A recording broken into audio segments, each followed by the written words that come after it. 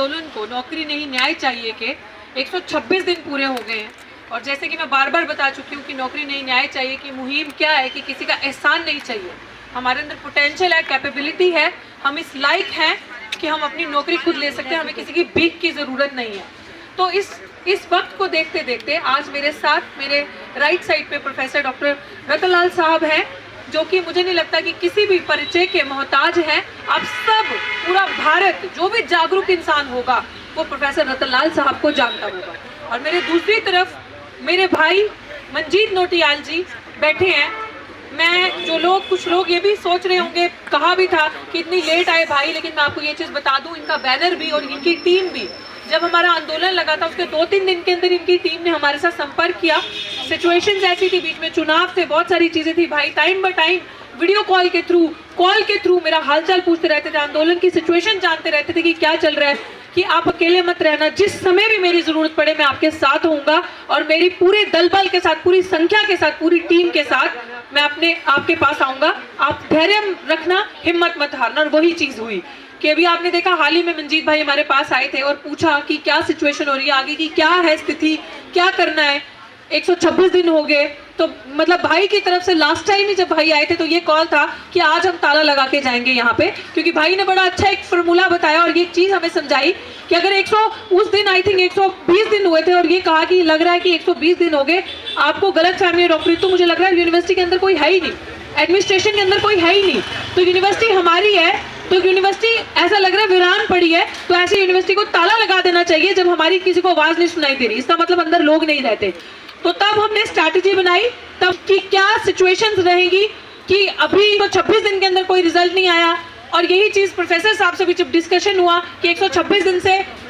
चल रहे हैं हम अनडिफिटेड, एक दिन भी 1 इंच भी हमारे हौसले डगमगाए नहीं, हम डगमगाए नहीं, हम वैसे ही, हमारा डिटर्मिनेशन, डेडिकेशन है कि हमें पता है कि जब अम्बेडकरवादी नीले झंडे की ताकत के नीचे यहाँ बैठ गए तो कुछ लेकर ही जाएंगे। लेकिन हमें ये एहसास हुआ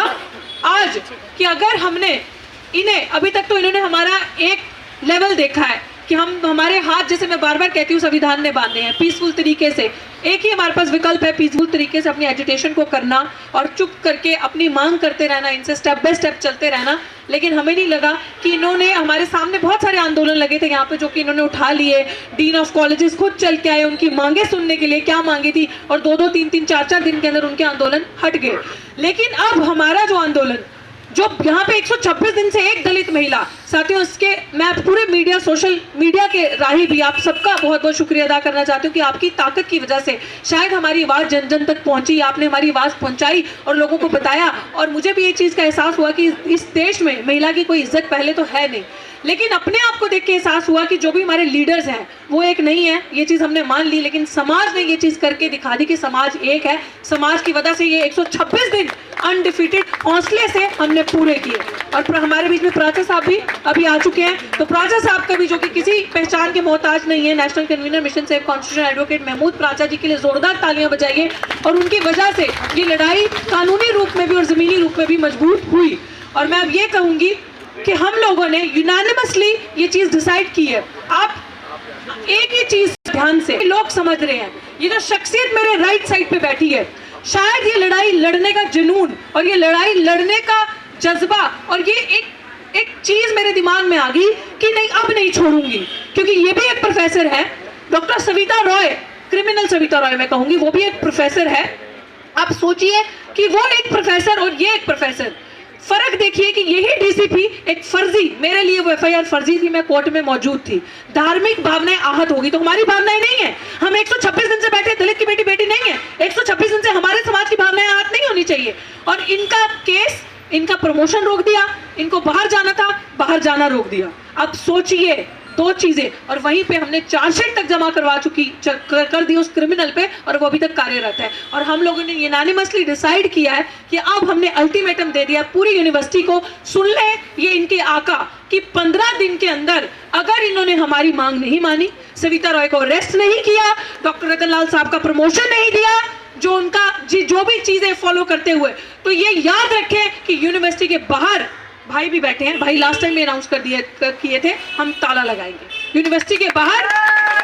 15 दिन के अंदर, क्योंकि ताला लगाने का मतलब यह है कि हमारी तरफ से हमें यह पता चल चुका है कि हम तो बेवकूफ हैं जो यहाँ बैठ के प्रदर्शन करें। हमें तो अब जाके पता चला कि अंदर ऑफिस में तो कोई है ही नहीं, वाइस चांसलर ऑफिस में कोई नहीं रहता, कुर्सियां खाली हैं, कोई नहीं है वहां पे, इसलिए हमारी सुनवाई नहीं हो रही। तो ये हम लोगों ने डिसाइड किया है और बाकी सभी साथी अपनी बात रखेंगे, प्राचा साहब भी बीच में, सब अपनी बात रखेंगे और बताएंगे कि क्या आगे की रणनीति होगी, क्या किया जाए। तो जाने नहीं दिया बाहर, और वही सविता रॉय इस समय विदेश में घूम रही है, और वो किस आधार पर, वकील साहब बताएंगे, हमारे पास पूरा सबूत है। यूनिवर्सिटी के लोगों ने ही हमें सबूत भेजे हैं, उनके